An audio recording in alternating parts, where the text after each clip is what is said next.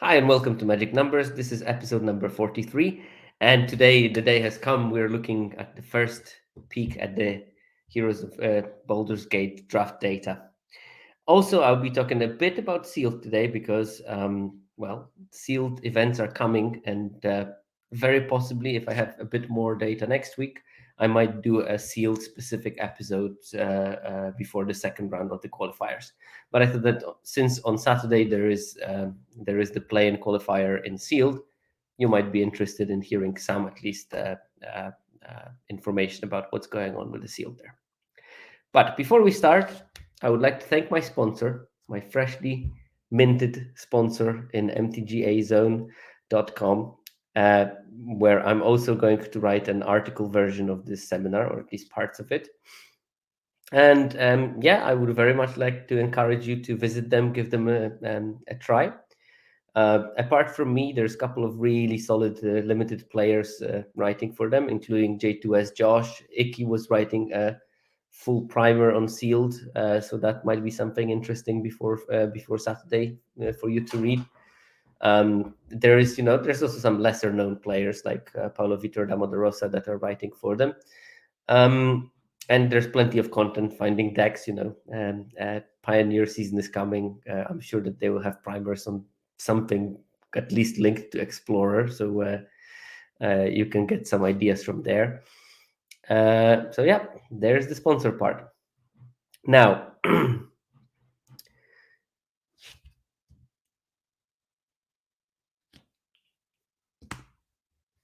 as always, after the sponsor, as always, for 2 episodes after the sponsorship part, I'm having my little preamble when I can rant about something.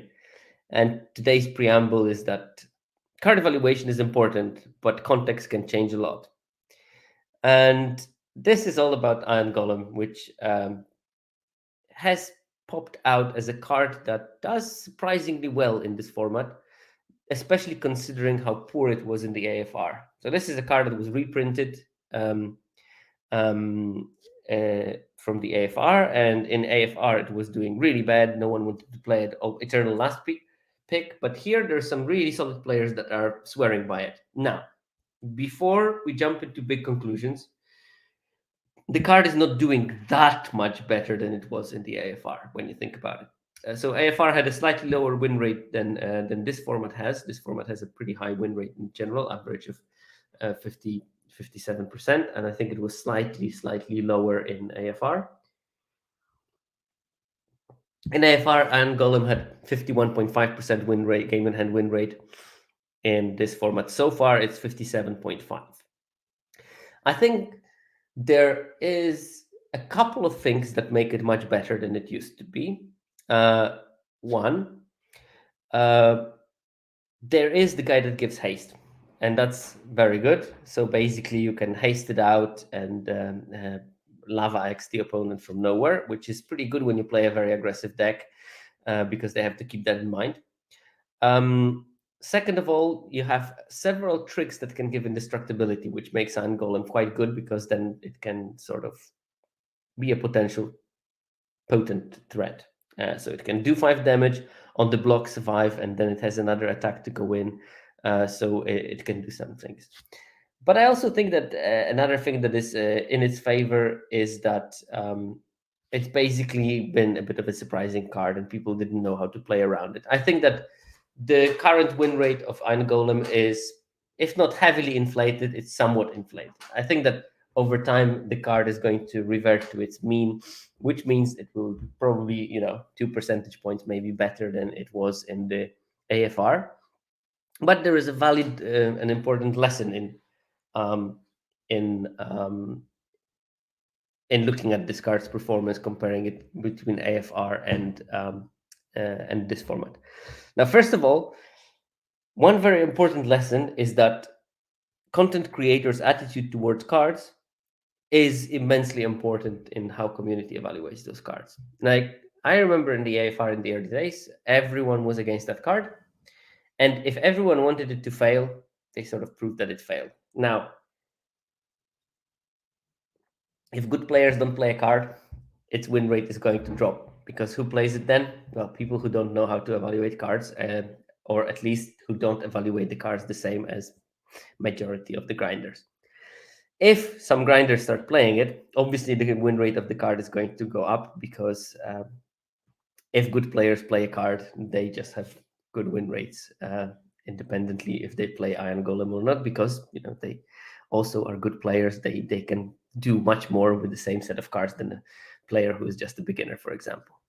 So there is a bit of that in it, but looking at the number 6 percentage points, even taking into account 2-3 percentage point difference in win rate in the set, means it's markedly better. And yes, it can be that it's because of the small sample size, but I think that some of the results are real, and in some decks, Iron Golem can be a valid choice of a card to put in your deck, and we're going to talk a bit about it later in the seminar. But important part of the preamble: context matters. Same card between different formats can have very drastically different evaluation, and Iron Golem is just one example, and possibly maybe not even the best, but there are plenty of cards that have been proven to be really good in one format, really bad in one format. And this is my general grudge against set reviews, that set reviews usually evaluate card in vacuum. And I know that it's possibly the best way to do it pre set release, because you don't know context before the cards hit the table. But it means that it will miss on the cards that are really, really very context dependent. Now, let's jump into the first part of the data. So normally when I look at the data, I usually have already the big Excel sheets, and I can dig a bit deeper into the average game length per format and stuff like that. Don't have that yet, but hopefully next couple of weeks I will definitely make a deeper dive into this format, because this format has something that previous formats did not, and I will tell you that in a second. But first, let's look at the color data. And by color data, I don't mean which colors are good, but how many colors should you be playing. Now, the people have spoken, and if you look at this graph, almost 70%. If only it was 1% more, it would have been 70%, but like that, it's a completely insignificant number. That is just one less than 70. But almost 70% of the people play two-color decks, and the additional 22-23% of the players play two-color and splash. So it is a predominantly two-color set. Maybe you can do some splashing. There's been only 5% of the decks that play three colors, and almost negligible amount of decks with like Super Dirtle. And also there is roughly 2% of mono decks and mono decks with a splash. How does it translate to win rate? It's basically almost linearly decreasing. So mono decks have the highest win rate, and it just continues dropping. Now, of course, you can't just assume that you will draft a monocolor deck. It will come together once the blue moon. As I told you, 2% of decks are monocolored, and it's not something that happens very frequently. You just need to have a color ridiculously open on the table, but also at the same time, you need that color to be opened in the right amount, and possibly in the right order.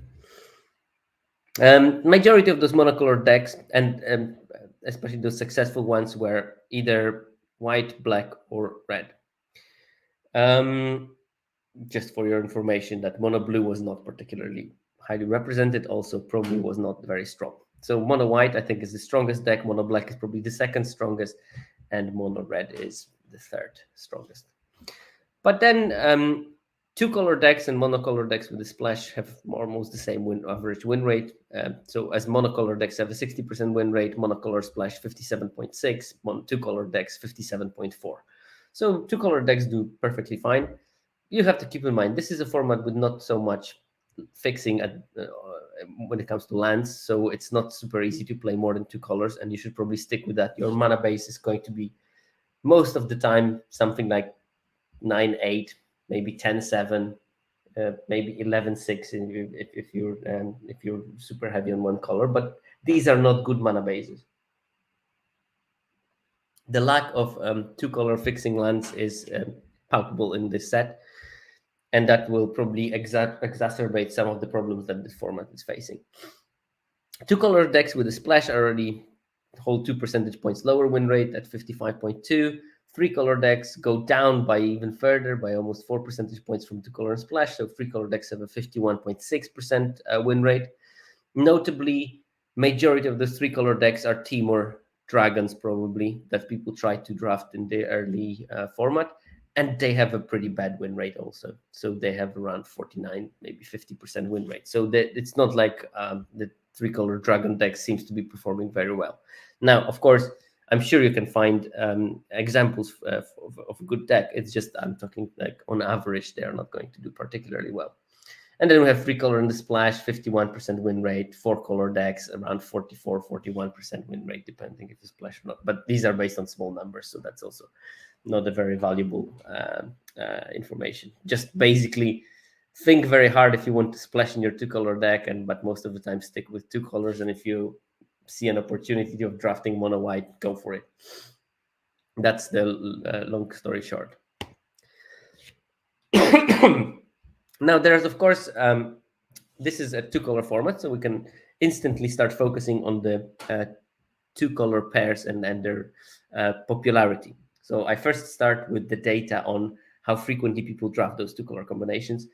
And the top three of the colors that are color pairs that are drafted by 17 land users, which is very different from what non-17 land users do. Possibly I will have the data on what non-17 land users do next week, because the differences between those two are important if you want to evaluate if a color combination is on average open. But around 19.6% of the games played by 17 land users were played with a Boros deck from all the games that have two color decks. 18.4% of the games Rakdos and 17.1% Orzhov. So these three constitute like the vast majority of all the decks. So if you add that up, it's going to be something like 55%. 55% of the games in those two colors, which is impressive, to be fair. Now, there is a big drop between those Mardu color combinations. So as you can see, all three of them are Mardu in some way: red, white, black, black. Distant fourth place, but also in the much more than other combinations, is Selesnya, which has 12% of the games played by 17 land users were played with Selesnya decks. Then another big drop, and we have Golgari with 8.3%. And then slight drops with Gruul 6.6%, Azorius, so white-blue, 5.8%, Dimir 5.2%, so blue-black, Simic blue-green at 3.9%, and we close up with Izzet at 3.2%. As you can see, the bottom is all the blue decks, basically. People, 17 land users, seem to actively avoid blue. And I think that in some cases it's a good thing that they're doing, but I think that in one particular case, maybe they should go a bit deeper into blue. I think, and this is why. So these are the win rates, and here again we have two runaway winners in terms of win rate: Boros and Orzhov, 60.3 and 60.0%. Not much between those two, but they look much better than anything else. Then we have a slight drop, and we have green-white Selesnya and black-red Rakdos at 58.4 and 57.9. So like roughly 2 percentage points lower than the Orzhov and Boros decks.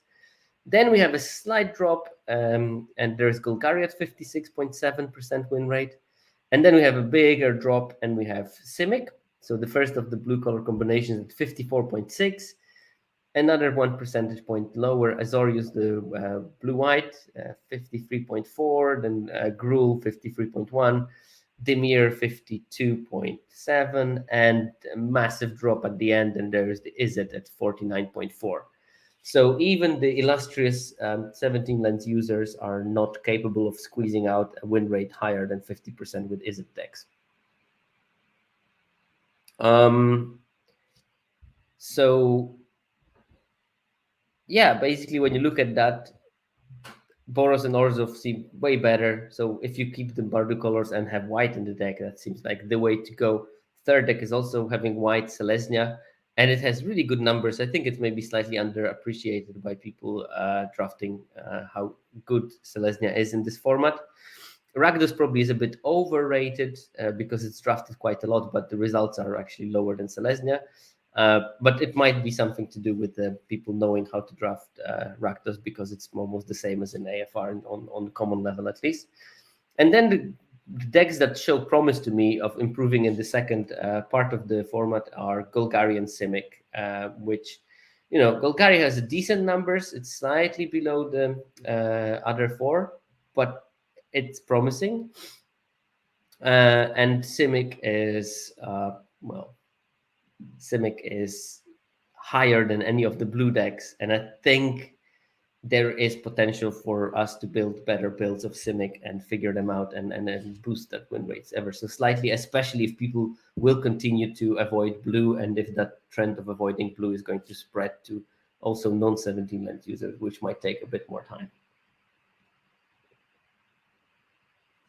This is the part of the magic of the self-correcting nature of the draft. With time, blue should be more open, and then you can opportunistically draft blue if you know how to. Clarm in the chat says that blue white also has potential. I think it might, and we will look in a second into those data. So I wanted to say something about the play advantage of those of the last few sets. So here we have a graph that I copied from 17lands.com, as you know, all the data are from 17lands.com, but because I don't have the raw data, I have to rely on what's available on the website for now. This is the axis of average number of turns, and this is the axis of the game win rate on play. So basically, the higher the win rate on play, the biggest advantage you get from starting, and the lower number of average turns, the faster the games are in general. And we have the sets from, I think, starting with Kaldheim and ending with here the Alchemy Horizons. So Alchemy Horizons is here with this beautiful symbol. And you can see that there is a sort of interaction between the how long do games last and what advantage you get for being on the play. And Heroes of Baldur's Gate is the fastest set that I think we ever had on Arena for now, at least it looks like. Average game lasts 8.8 turns. So that's 0.3 turns quicker than AFR or Midnight Hunt. 0.7 turns quicker than Kamigawa, and a whole turn and a bit faster than Strixhaven games. So this also transfers to have a higher on the play advantage. So it will probably become frustrating at certain stage that this format can absolutely be unfair if you flip the tails when you needed heads several times in one draft, because you're going to lose some games just because you were not on the draw. And a perfectly serviceable deck can have a subpar performance, but coin flips are fair in a large sample. If you play many games, you will also have drafts when you will flip the right side many times and win games because of that. So it feels bad when you lose a draft because you are on the draw every single game.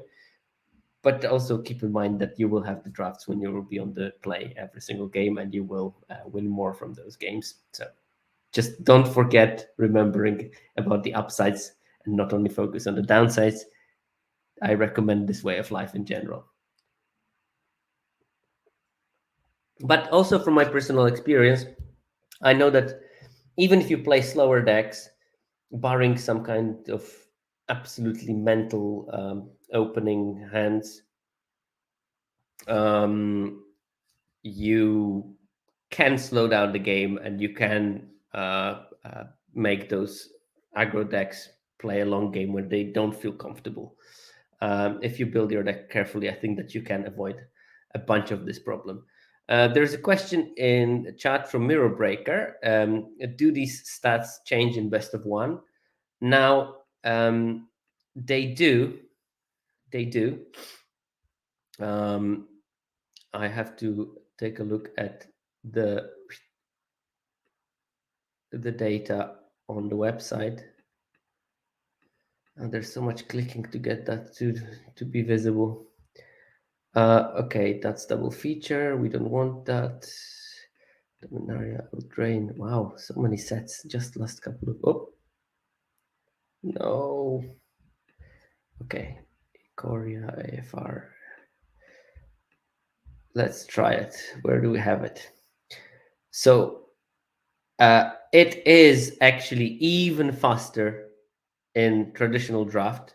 So the games last a whole 0.4 turns less in best of three than they do in best of one. And the play advantage in traditional draft is even higher. So you get like 54% win rate when you're on the play, and that's when I say 54% win rate, or 53 in this case percent win rate on the play advantage. This counts as sort of normalized win rate. So you all know that the average win rate of 17 lands players is way above 50%. Like in case of this set, it's 56. But how we calculate the on play advantage is you calculate it for 17 land user and their opponent. And because you do that, the average win rate of 17 lens users and their opponents is 50, because either one wins or the other. Ta-da! So then you can recalculate it like that. And on the play advantage, it's not only for 17 lens users, it's for any user basically of Arena that was caught by the data from 17 lens. And then it's 53%. So important to keep that up. But this is big because that means that there's a 6 percentage points between when you start and when you don't. That's like half a mulligan really in terms of this game, because mulligan is usually 12 to 18 percentage points difference between not mulliganing. So let that sink in, that by flipping a coin, you're sort of taking a half of mulligan roughly.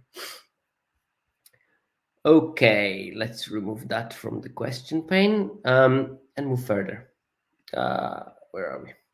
So now I wanted to talk a bit about color openness. And this is something I introduced in my previous seminars. So if you missed them, well, tough luck. I'll have to explain it again. Obviously, tough luck for me. But this is a sort of very simplistic calculation of how many good cards will you see per draft on average in each color pair. And by good cards, I have a very rigid definition, and I carried it over between formats. It's 56% game in hand win rate. So basically how the method works is I take the list of all the cards that have a game in hand win rate of over 56% in a particular color combination. And then using ALSA, so how late do you see a card during the draft, I can calculate on average how many of this card will you see per pod.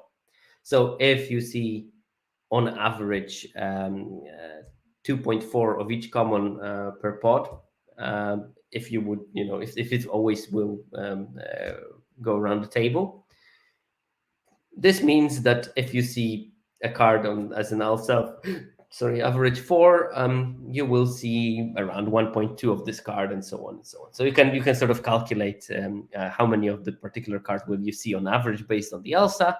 And if you know that, you can add up all those numbers that you get, how many of each card over 56% you will see per pod, and you come up with a number, and that's the sort of openness of the color in my calculations. So without further ado, you can see that in white-black, you will see on average 53.28, whatever. I mean, I should have probably trimmed those decimals there. They're absolutely useless, but around 53 cards in white-black per draft you will see.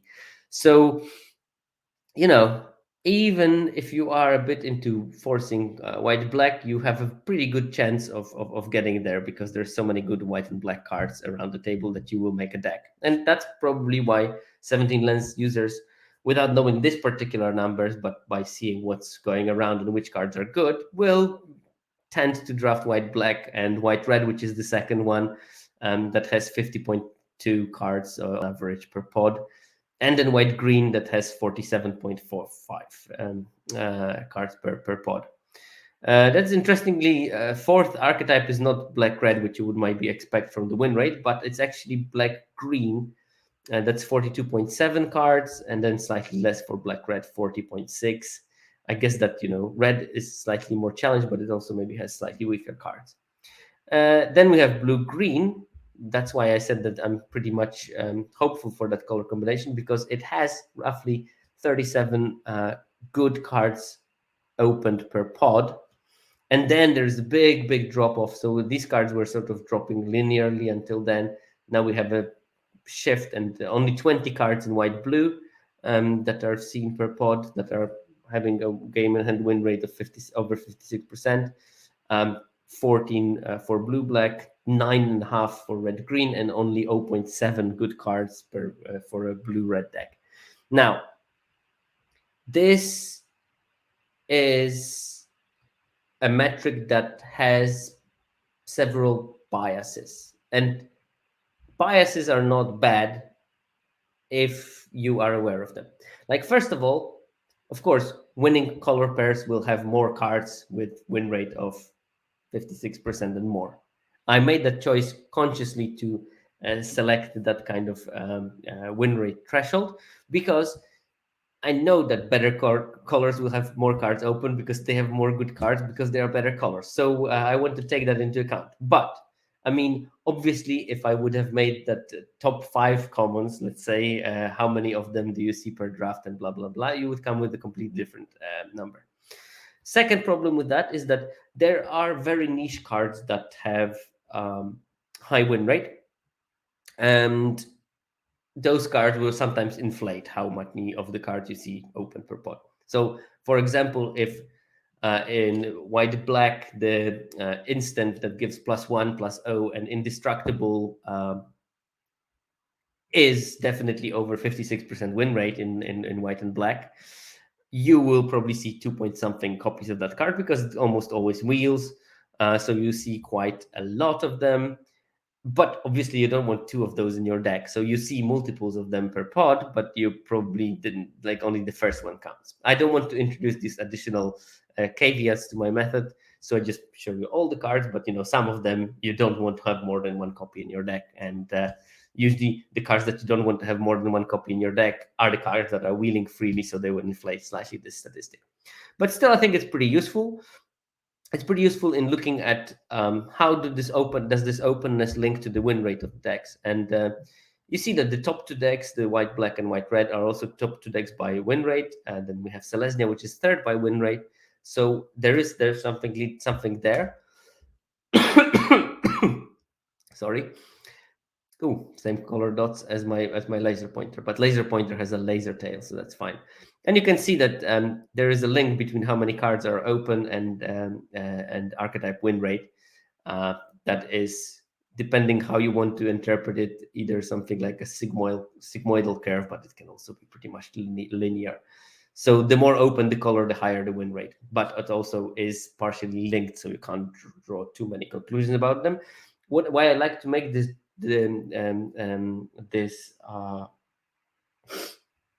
this particular graph is that I can see decks that are slightly more open but have a slightly lower win rate. If I see a deck like this, and this for example is black green, this prompts to me that at least part of the users are potentially building their green black decks not correctly. And there is potential for making the builds better, because there is good cards open every pod in that deck. So potentially it should move somewhere towards this area in terms of win rate. So that's why I'm a bit hopeful. And it's also like this deck, which I guess this is green blue Simic, also has plenty of good cards open, but slightly low win rates. So maybe with better building, it can move somewhere into this area. So we can have this like nice and linear thing. So yeah, move it a bit to the side. So This is a method that sort of I like to use to feel in which cases the builds of the decks are not particularly uh, honed in yet. And this is another lesson for any format that what I noticed already in several last formats is that the deck that is the top winning deck in the first couple of weeks is the deck that is the easiest to construct and maybe most straightforward, and usually is the one where what Wizards tells you that you should do is actually working. And I think that Boros is a prime example. They put so many creatures with double team in the format.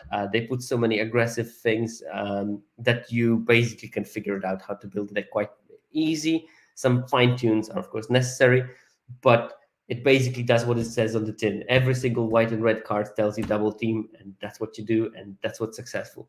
While I think black green, there's different builds that can be quite subtle, and we still have to figure out how to build them. And same with the blue green. I think there's a couple of cards that are underutilized in those builds to the detriment of the results. Okay, but of course, not cards are made equal. When I look at those color openness, it sort of blends together bombs and decent cards. So I subdivided them into a couple of additional categories.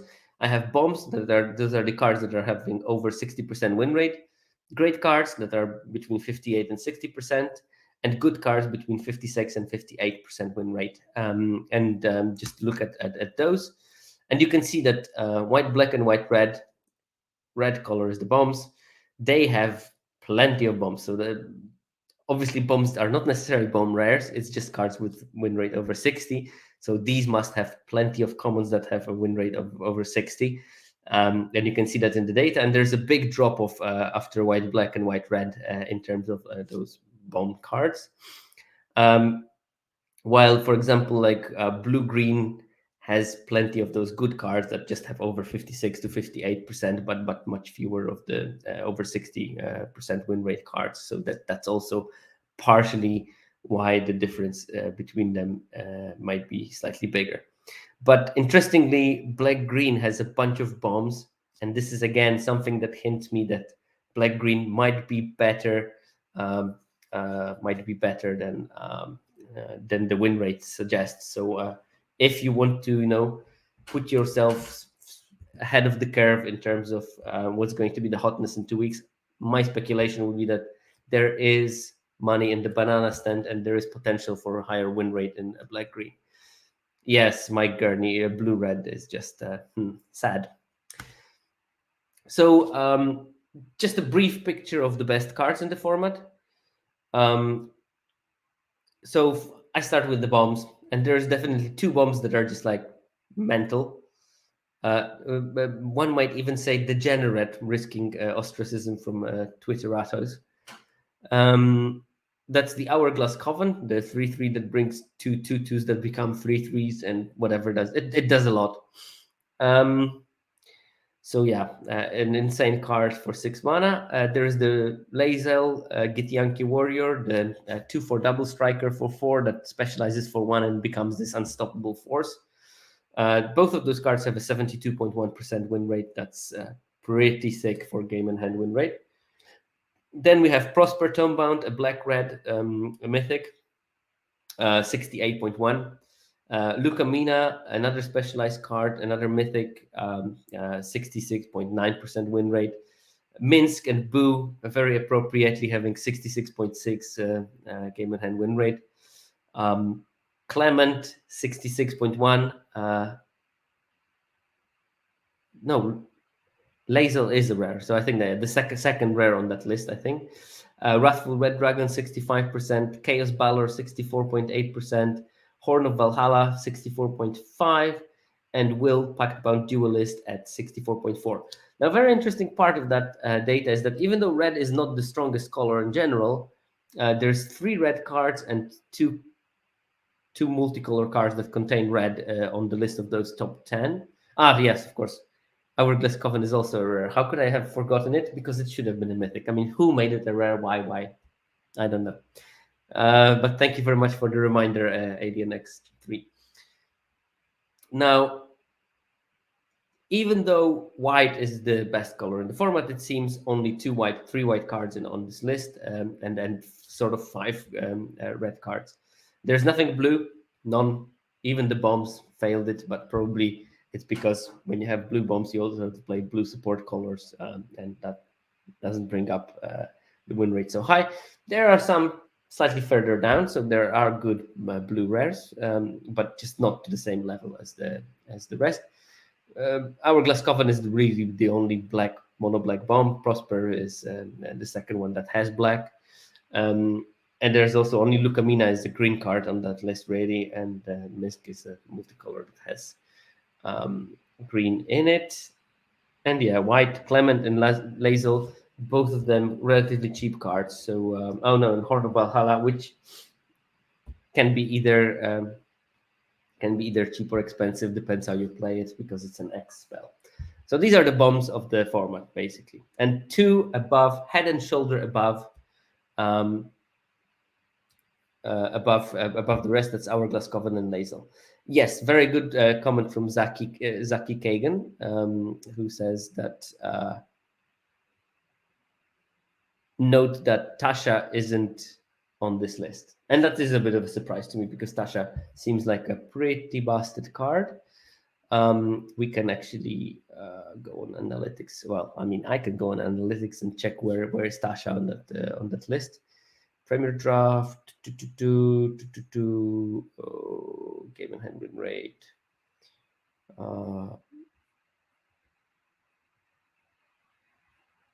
Wow, it's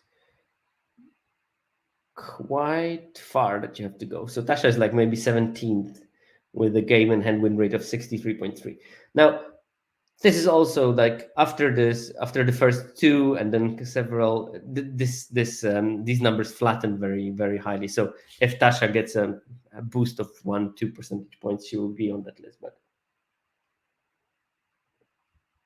But yeah, there are stronger blue cards than Tasha, stronger mono blue cards even on that list than Tasha is. So yeah, that's something interesting. But weirdly enough, there's also uncommons that are stronger than Tasha.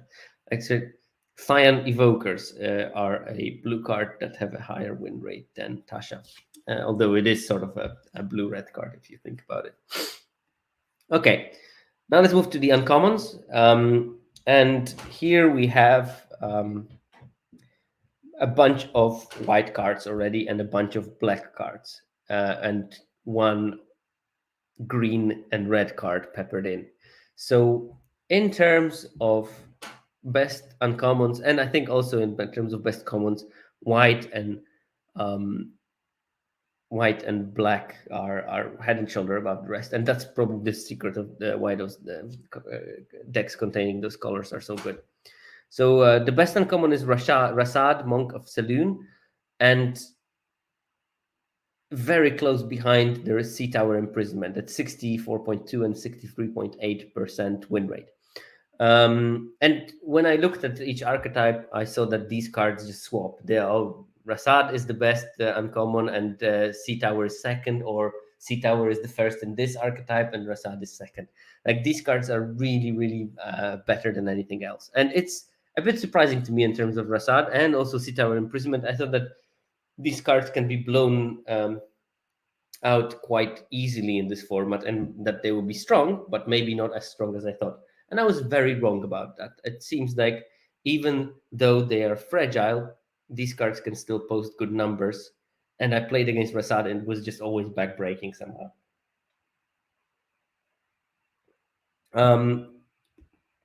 Because Rasad very quickly goes from a guy that you have to kill into a guy that you shouldn't kill when it specializes.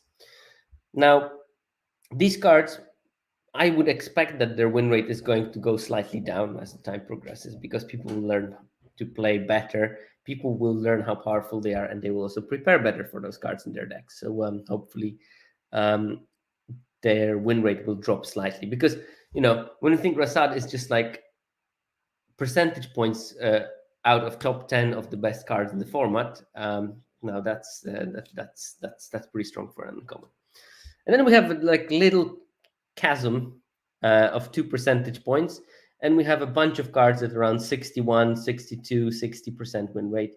In Skullport Merchant, our old friend, you are confronted by the robbers. The 4 mana make 3/1/1s or top 3 creature, is it? Charm, which has really credible 61.3% win rate. Then we have Cast Down, a reprint from Dominaria, a removal spell for 2 mana. Another thing that I was speculated to be not so great in this format, as you know, 62.5% of the rare creatures are legendary and 40% of uncommons are legendary. So I thought it doesn't remove that much on higher rarities, but it turns out just killing Lenorm is enough to be a good card for 2 mana. 61% we have Viconia, the best of the the second best of the uncommon specialized cards. Here we have the only green inclusion on the list at roughly 61%. There's Draconic Muralist, the 4/3 that when it dies brings you a dragon from your deck. Definitely the best red uncommon in Mephit's Enthusiasm, the 2 mana deal 4, and if it deals more damage than the toughness of the creature, you get a boon with the next creature you play enters with +X+O. Black Dragon, the perfect top end for those ramp decks with black, at 60.7. And last, slightly lower than the rest, is a Borskir Tollkeeper, the 3/1 for 2 mana that you look at the creatures of your opponent, and one of them you can choose to enter tap, which I guess is like super great when you want to play a super aggressive hand and force your opponent to have this one tapped creature enter and do nothing for a turn, allowing you to gain tempo basically from it. So these are the uncommons. And in terms of commons, we have, well, almost the same, but this time we have 5 white cards and 3 black cards, no red and 2 green. And top 4 commons all are white. Blessed Hippogriff at 62.4 is higher than everything else. Then close behind, we have Priest of Ancient Lore and Patriarch's Humiliation. So the 2/1 gain a life, draw a card, not flying. That's enough to be a second best common in the set, 61.7%. Patriarch's Humiliation, 61.6% win rate, the 1 mana removal for the number of creature you control. Number 4 is a bit surprising, I think, for some. For some, not so surprising. It's the Steadfast Unicorn, the 1 mana 1/2, and for 4 it can give +1/+1 and vigilance to your team. Really powerful card, and in some decks really annoying and probably a must kill, which is a great thing you want to have from your 1-drop.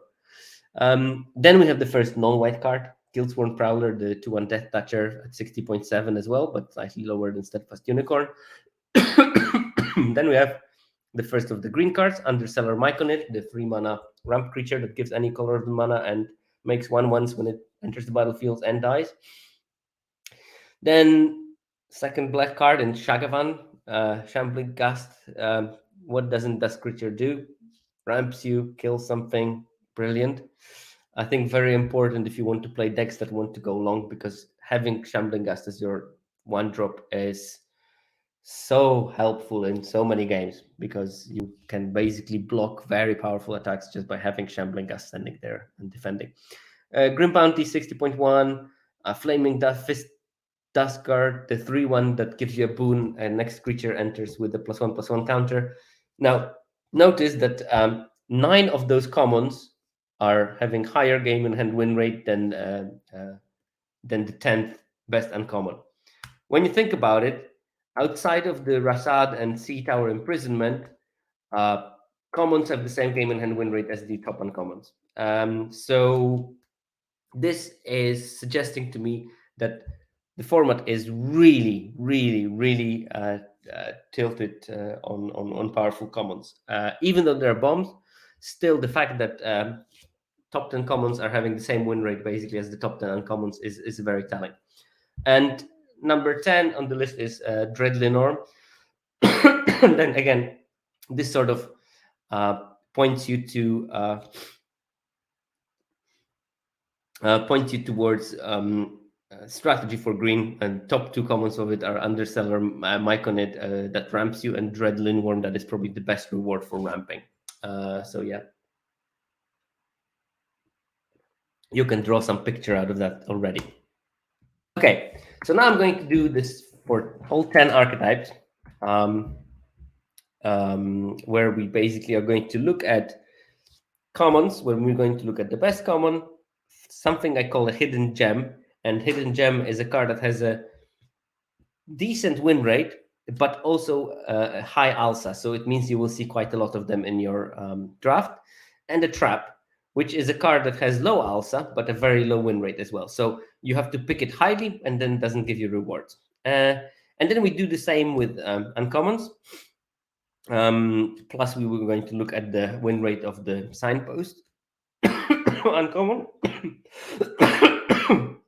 and then I actually looked at the 17 lens, and I looked at example lists from people from diamond and higher of trophy decks in each color combination. We can look through them and see what's cooking in there. So the best common in white blue is Flaming Fist Dust Guard. And it's a bit surprising. It has slightly lower number of games played than other two drops, but it performs very well. I think that, combining it with playing maybe like a 2-1 flyer that is a 3-1 flyer is a pretty decent play pattern for this deck, because then you can properly race. And this one is still presenting some kind of a threat for the opponent. So highest win rate at around 60%, which is not too shabby at all. The hidden gem I selected is Undersimplified, the counter spell that also gives the creature that it countered, if it goes in, permanent -2/-0. It basically can be a 2-drop in your deck if you don't have that many. When you counter their 2-drop, so it's like playing your own. And later in the game, it can either counter something big, it can counter any spell, not only a creature one, something worth remembering. But also, if they play like a late game 2-drop that will be annoying, you can just nullify it basically by making it a -2/-0 permanently. And this one has around 57% win rate, so lower than Flaming Fist Dust Guard, but the card is very available in the draft, so you can get quite a lot of them. Minimus Containment is the biggest trap for that archetype, in my opinion. The card has a low alsa, so alsa of around 4, compared to Undersimplify, which is probably 6 or 7. I would have to check. I don't remember it by heart. So you have to really prioritize picking those. But it only delivers at 50.6% win rate. And it's terrible. It's like every time someone plays it against me, I have a use for that treasure, either to ramp me to something big, or last time someone played it against me, I sacrificed my treasure to Babali Saga and drained them for free, drew 3 cards thanks to that. Otherwise, I didn't have any artifact that I could do. So yeah, definitely a trap, and I think that it will appear in a couple of other archetypes as a trap card as well. In terms of uncommons, Signpost uncommon, OG the Exquisite Blade has a pretty good win rate of 59%. So usually when the Signpost uncommon is high, it signifies that the theme of the deck is well supported, but that's not the case in here. So OG is just a good card on its own. It does a bit of blinking, and you can use it, by the way, without actually planning to use it too much, but it will just happen naturally.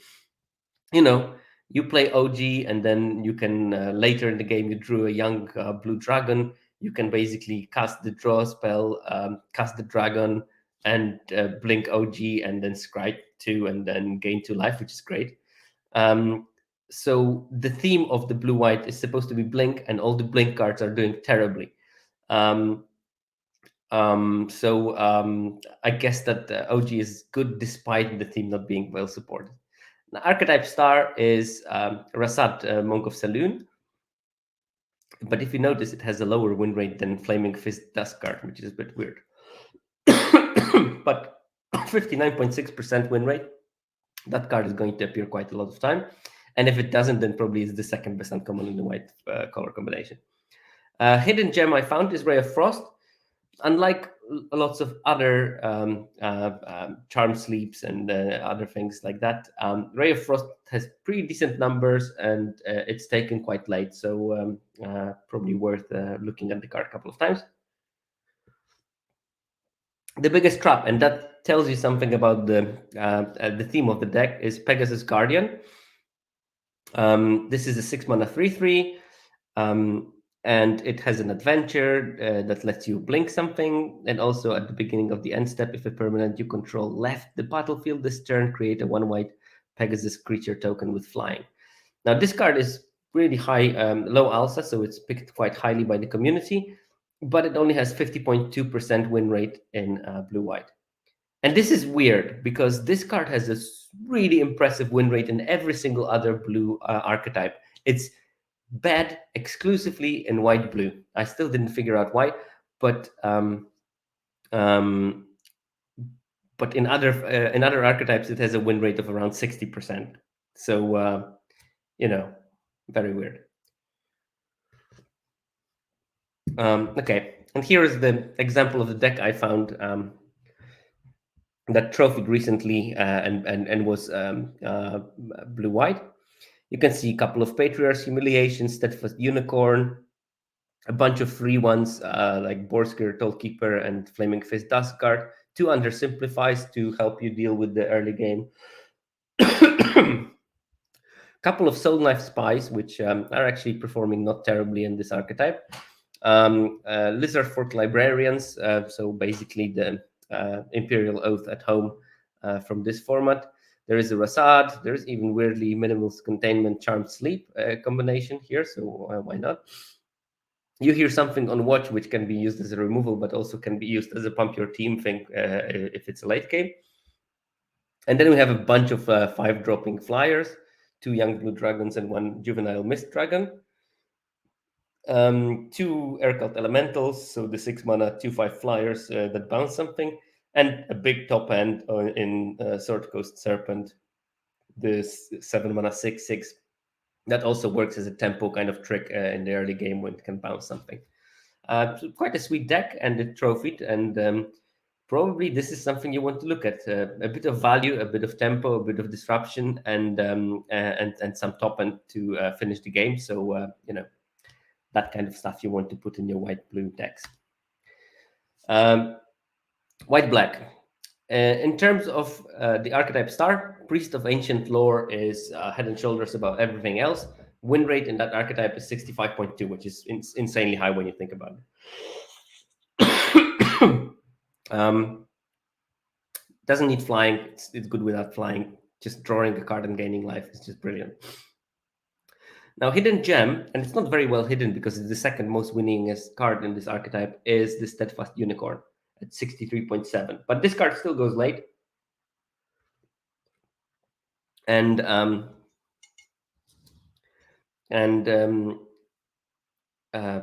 well, basically, don't sleep on this card. I think it's pretty good. Mike Gurney writes that hard to believe blue-white is supposed to be blink, but the top card wasn't the priest. Well, all the blink spells in that deck are doing rubbish. Like the blue instant that draws a card and blinks something is just has a terrible win rate in this card. I think that the real blink deck is actually green-white. You will see some examples of that later.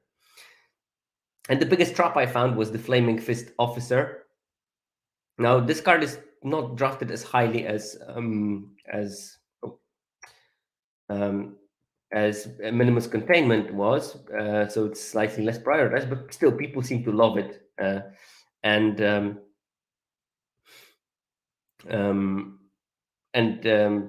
they shouldn't be, because the card has a really pathetic win rate for that color combination. 53% is just not 10 percentage points lower than the Pegasus than the Unicorn.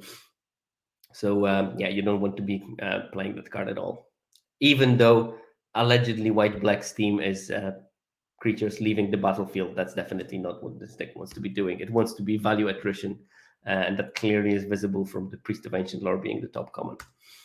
When we go to the uncommons, The signpost Mintara, the absolute, has a 61.8% win rate, which is decent. It's not up there with the top uncommon, but it's not far actually. Top uncommon is the Sea Tower Imprisonment, aka Sleep with Two Soldiers. Um, with 66.9% win rate, this card is great, and Rasad is second, I think, in this color combination. So these two swapped compared to the previous one. The hidden gem I found was Monk of the Open Hand. This card was sort of medium in AFR, but it seems to be pretty decent in here and in white black, especially because you have so much value in your deck. It has a solid win rate and it goes quite late, so you can get those Monks of the Open Hand quite late. And I did play against some decks, and when you just prioritize removal on some other creatures, and while you do that, Monk slowly grows and becomes a problem. There's not too much bounce. There is not of this puts a creature on top of your library effects, and that I think makes Monk a pretty decent card.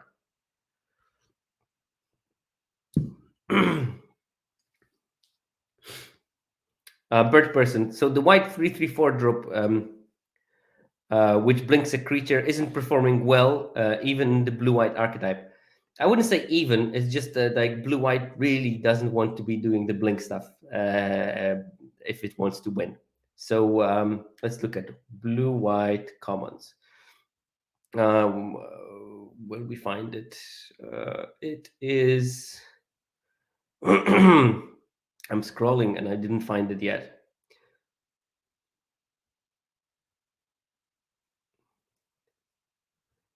Icewind Stalwart and Blur, both of them at the impressive game in hand win rate of 50.9 and 50.8. So no, both of these cards do pretty badly in blue-white.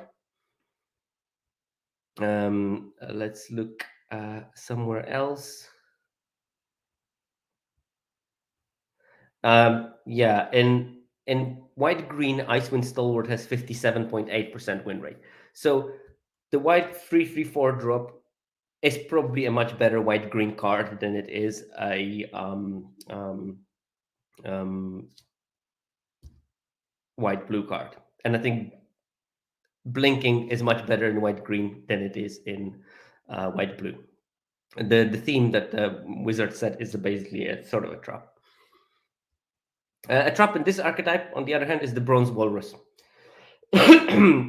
A card that has a really good win rate in other color combinations, but in white-black, it's pretty bad. And I think that the main reason for that is that there is nothing to ramp into for 5 mana that is, reasonable. So a good card in other archetypes, just don't prioritize it in your white-black decks, unless you have some kind of a splash, maybe. Which you probably should really consider if you want that splash. It still has a 56% win rate, don't get me wrong. But white-black has a very high win rate, so that's it. And here is an example of a trophy deck. Now let's go back to the white-blue. White-blue had a sort of like a broad mana curve in general. There is a bunch of 2-drops and 3-drops, and then like a lot of cards with the higher mana costs. When we look at the white-black trophy deck list, and we might look at some other things more scrupulously in terms of how the mana curve looks like in a particular deck. But we have a bunch of 3-drops. Like this deck really blossomed with those 3-drops that stole the game. Like 2 Priests of Ancient Lore, Rasad, 2 Vampire Spawns, 2 Sewer Plagues. Weirdly, Bronze Walrus. In this case, it didn't stop them from anything. But as you can see, the Bronze Walrus, they play it on turn 3, and what? They maybe ramp to double spelling at turn 4 or 5 to play 2 other 2-drops, but it's not like super good in this. There's a couple of 4-drops. There's the Green Bounty, Fraying Lines, which is also a bit of a weird of a card. 2 Blessed Hippogriffs, and then there's a couple of the top ends. So yeah, maybe ramping to Ascend, but probably if you are ramping to Ascend, the Bronze Walrus is dead already.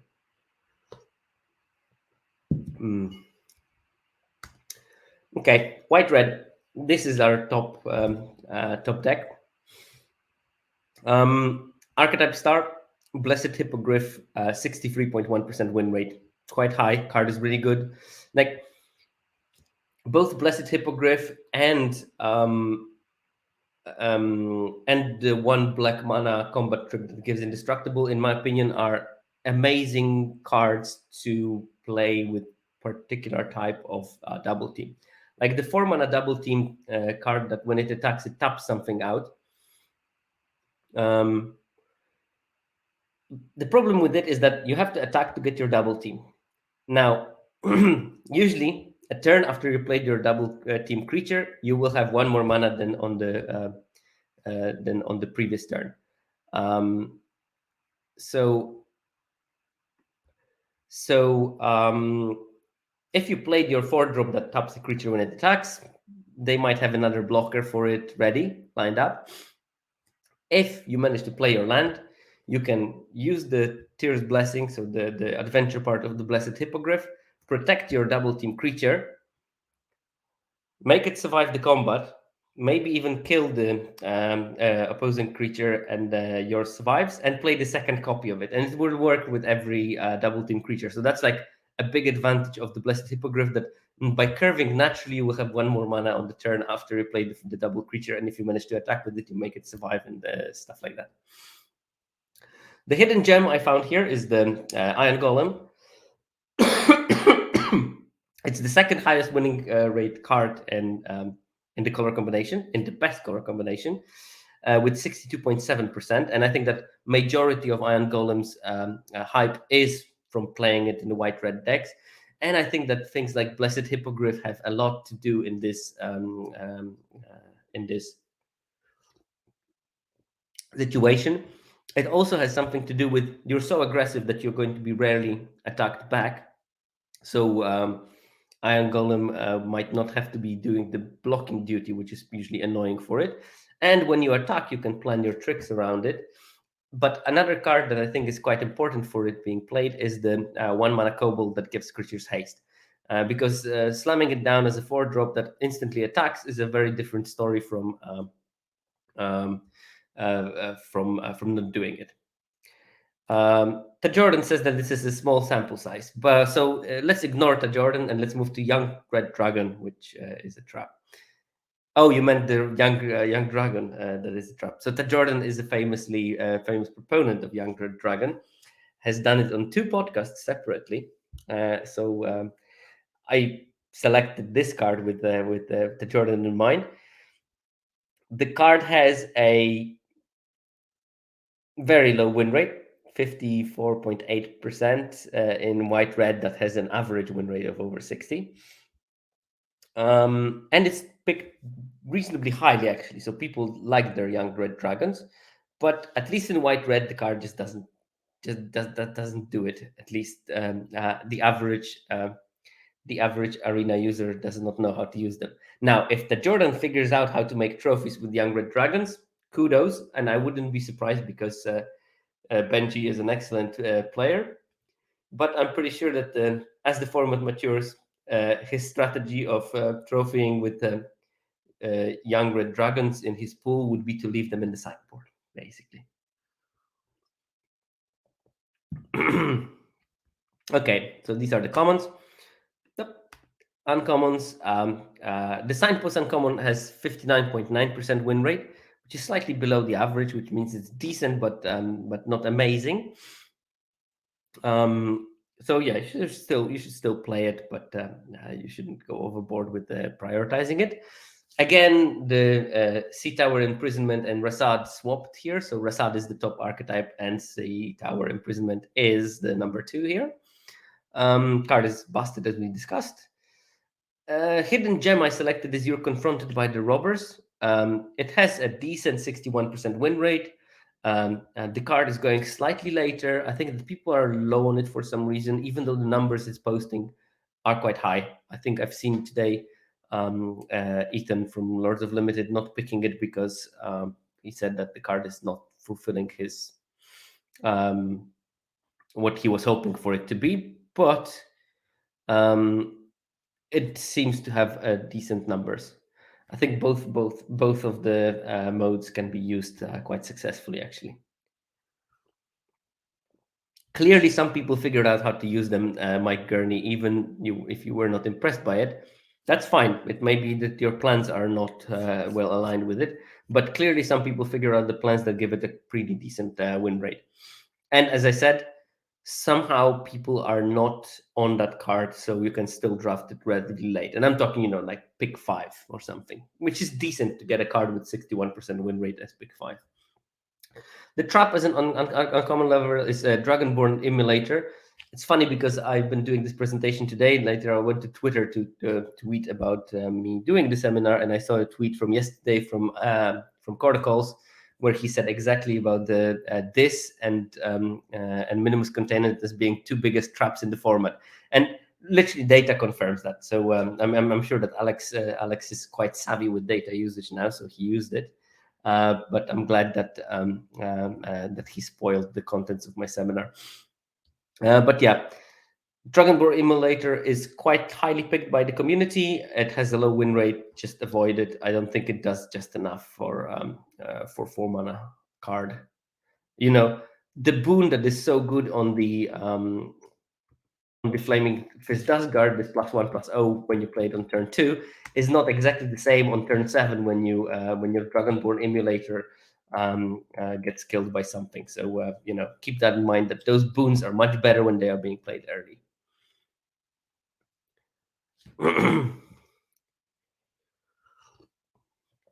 Zach Kagan says that Roberts is unbeatable in racing scenarios, and I think that again, if you play white red on white red, you can just swing the game very very proficiently with that card in so many ways. Yeah, 2 mana 2/4 is bad. That's what I'm saying. We've had some really good 4 mana 2/4s, like in M20 or M21. There was this elemental guy that grew for each elemental. That was a good 2/4 for 4 mana. Anyway, here is the trophy deck that I found in white red, and I picked the first one that I found. There were so many of white red. If I would go through them, I might have curated it better, but I just picked the first one. And what's striking here is the almost point mana curve of 13 2-drops of different types. As 5 Hobgoblin Captains, 2 Genasi Rabble Rousers, the Signpost Uncommon, 2 Soldiers of the Watch, Steadfast Pally, Mephit's Enthusiasm, which is a hell of a card, and I think in this deck particularly good. And then you have like some 1 mana removal slot with 3 Patriarchs Humiliation. I think that if you start like turn 2 Hobgoblin Captain, turn 3 Hobgoblin Captain, and kill your blocker, attack for 3, and then you have the first strikers, this deck could do a lot. Then you have a couple of the 3-drops, nothing impressive here. I think that Ambergris is pretty good. Fire Beetles and Improvised Weaponry are a bit underperformers in the format. And then on top end, you have the Champions of Tyr as a 4-drop, and the Good Gut Fanatical Priestess at 6 mana. So, very, very little top end. This deck basically operated on let's drop 2 drops, kill quickly, and hope that we win.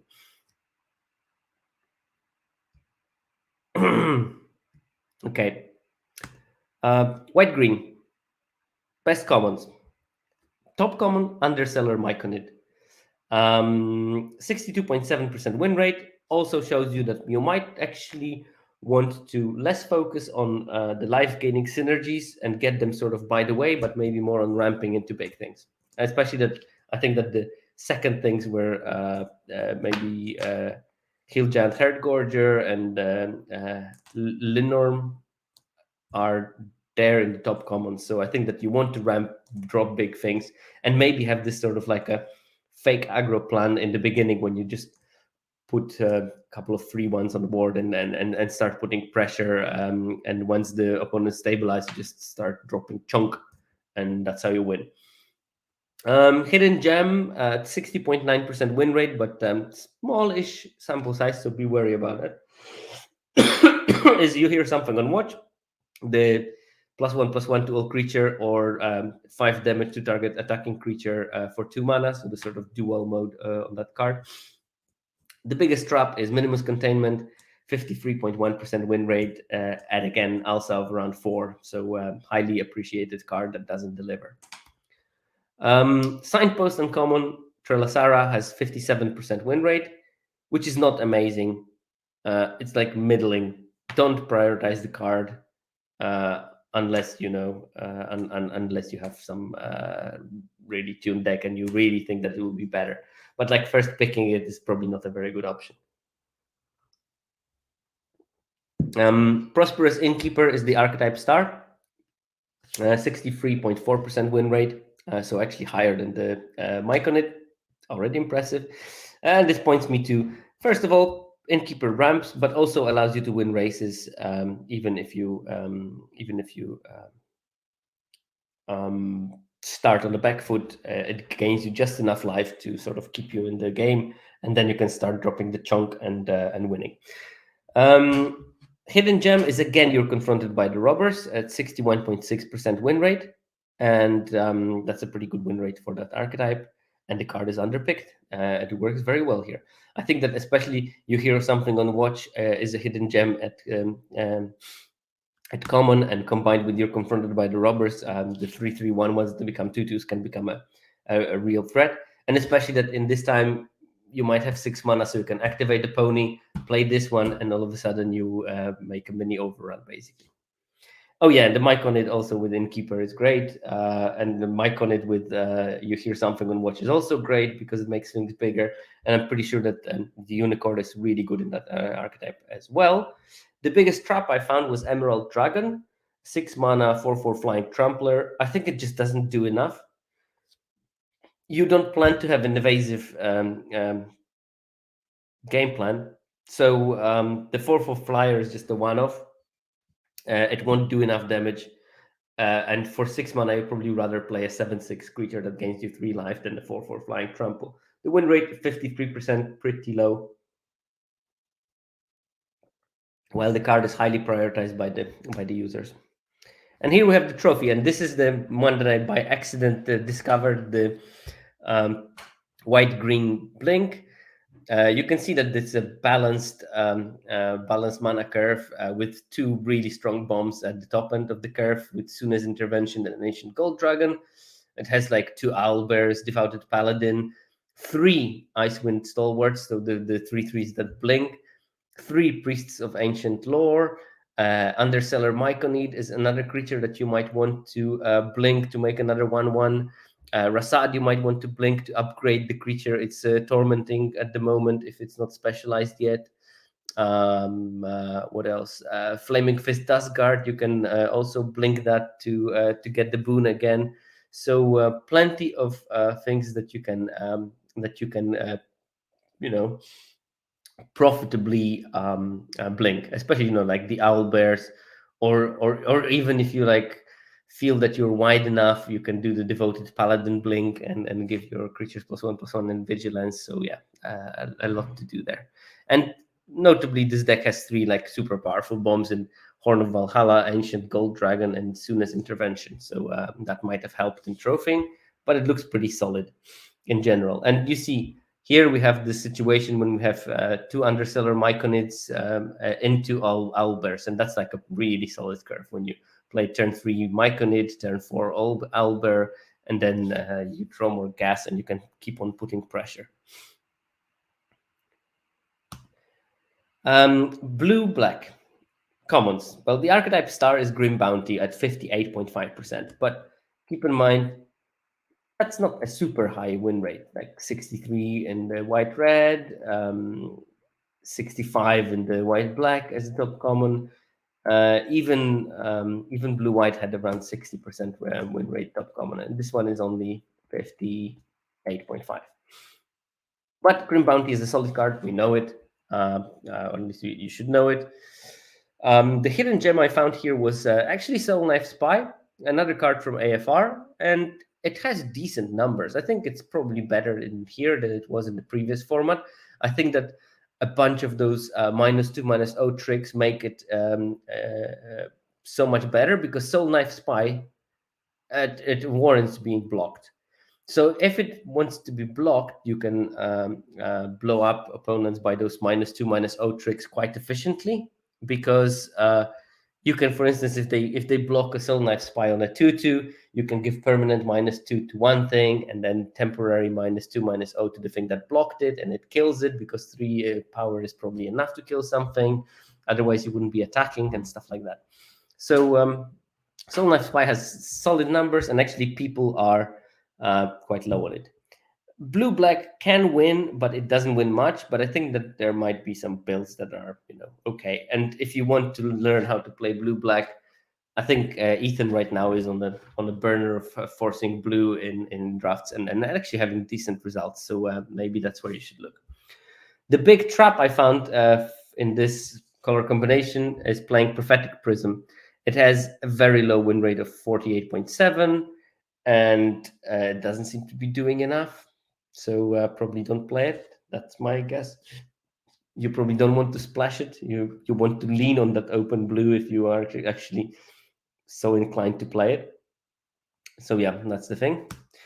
In terms of the uncommons, Cridle has a serviceable 57.9% win rate, so at the level of the top common in the archetype, so not bad, but it's not the best. Uncommon, the best one is Black Dragon with 62.2. So I think that that's what you want to do in this deck. You want to survive till the late game and then start dropping things like Black Dragon in this sort of attrition-y way. The hidden gem I selected was Grave Choice. I think that especially on the play, you can blow out some kind of a white red deck quite proficiently. If they don't play a 1-drop, play a 2-drop with double team, you play Grave Choice and you gain their double team creature. You can raise them quite efficiently using that. It's like a big swing and card advantage. The trap and hidden, the Grave Choice is around 60.8% win rate, so really solid. I think it's the second best uncommon in the archetype. The trap I found was Bone Color Cleric, win rate of 52.2. I was speculating that maybe blue black can have some kind of loot reanimate theme, but I just think that there is just not enough good reanimation targets in the archetype colors that it will be that will be good enough to play. So probably it just doesn't it just like doesn't work. I think that there are homes for Bone Color Cleric, but it's not blue black. And here is the trophy deck I selected, and it's a weird one because we have a Shambling Ghast, that's fine. 3 Undersimplifies as 2-drops, and then Viconia and Guildsward Flower, so like really great 2-drops and 3 counter spells that are early. Then there's a bunch of Charmed Sleeps, and I always say Charmed Sleep is rubbish, but I think that Charmed Sleeps in multiples can become good all of a sudden, because you can deal with one of them, you rarely can deal with 4 of them. So they will continue working the more of them you chunk. I think that I learned that lesson when someone played 5 Locked in Grave against me in some kind of Midnight Hunt. Was it Midnight Hunt or Crimson Vow? One of the two drafts. And I said, well, when there's 5 of them, they're really good. It's just one that is a problem. They also have a Bronze Walrus to ramp into 5. And yes, there is a good reason for ramping into 5. It has 4 young blue dragons, Rhymeshare Frost Giant at 5 mana as well, and Juvenile Mist Dragon at 5. And then it has even higher top end in the artifact 6 mana 4/4 dragon with flying, and the Sword Coast Serpent, the 7 mana 6/6. That also can be an early interaction to make you survive till the late game. So I think that this deck was basically counter this, counter this, counter this, 5-drop, 5-drop, 6-drop, 7-drop, and then hoping to win like that, because the Undersimplify has a big advantage. If it counters the double team creature, it will never have a chance of attacking, so it switches it off. And then Charmed Sleep can also switch off things before they become a problem. So that deck trophied in Diamond, I think, if I'm not sure, or maybe in Mythic. And interestingly, it also has Ambitions Cost, the 4 mana draw 3, and Draconic Lore, the 4 mana in this deck, most likely 4 mana draw free because it requires Dragon to have a discount. So um, so a bunch of really draw a lot of card spells with 4 young dragons. That's a pretty much lot of draw power, and I think that this will ensure that they can play those later drops, the 5-6 drops, even in best of one, without a problem on curve, and that's very important. There's also Deadly Dispute worth noting, even though there's not so many creatures that you want to sacrifice in this deck. So I don't know if it works. But it trophied, so clearly it did work in this particular case. Now, blue-red. Whew. What a color. Archetype star with a whooping 54.9% win rate. Genasi Rabble Rouser. I mean, 54.9 is nothing. Hidden Gem, 51.9% win rate. Air Cult Elemental, cracking that 50% like it's nothing for them. From that already, you can see that this deck is just having a very low win rate, and you should probably only play it when you really have some sort of a bomb that requires to be exactly blue and red, and that's the thing that summons Lightning Bolt, basically. Then the trap of the format, I mean, basically the trap of the archetype is playing the archetype, but even bigger trap than that is Pilgrim's Eye, which has good numbers everywhere else, but in this particular archetype, only 45% win rate. You don't want to be getting your land drops in this. Probably you want to play some kind of a super aggro with maybe tempo. And I think that maybe in the future, people will stop thinking about playing blue-red dragons and start thinking, I want to play all the cheap, aggressive red creatures, and I want to play all the blue cards that give -2/-0. It might be actually a better archetype. I would be quite happy to, test it and waste one draft to try to draft this weirdness, but I didn't have a chance of seeing enough of the double team creatures for some reason in any of my drafts. And if I did, I probably would go white-red anyway. In terms of uncommons, Signpost Uncommon has a splendid win rate of 49.6%, Lausanne Dragon's Legacy. 2 toughness is just not good enough, it seems. Also, you probably are dead once you play it because the attack will kill you.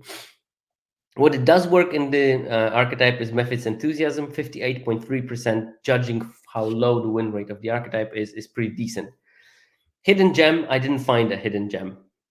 Long story short, I didn't find a card that is picked low but has an, at least mildly impressive win rate. I didn't want to put something that has like 50% win rate, because what kind of a gem is this to give 50% game in hand win rate?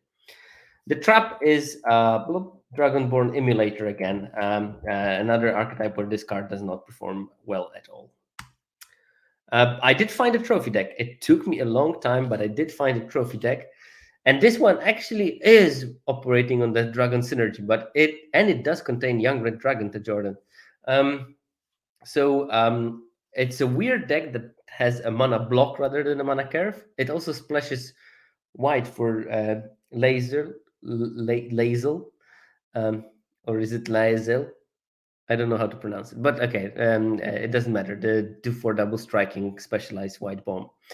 So it has the best card in the format, and not the color that it's playing, but it does have Rabble Rousers, Karlach, which seems to be also a pretty good aggressive creature, 2 Reckless Barbarians, Dragonfire under Simplify. You come to a river as a 2-drop sort of thing.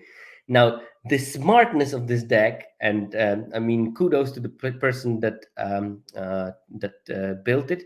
3 clever conjurers, which ramp the deck from 3 to 5 quite reliably, I think. And ramping it from 3 to 5 is paramount for the deck's performance because it has 7 5-drops. It has 2 of the Signpost Uncommon Dragons, 3 Young Blue Dragons, Wrathful Red Dragon, another Bomb, and a Juvenile Mist Dragon, which is a pretty strong card on its own right. So playing Conjurer on 3 almost guarantees that if you have a 4th land drop, you will be able to play one of those 5 drops early. So if you play Lausanne on turn 4 and continue with the Young Blue Dragon, you can take out this game quite efficiently. And, Clever Conjurer, at least for the first turn, can maybe block something as well or prevent them from attacking. It also has Tyan Evokers, which is the biggest bomb in blue. and it has red. So this deck got there on having 3 solid bombs, a very interesting solution. Also, reckless barbarians allow you to ramp quite quickly into 5 drops. So this is something to keep in mind.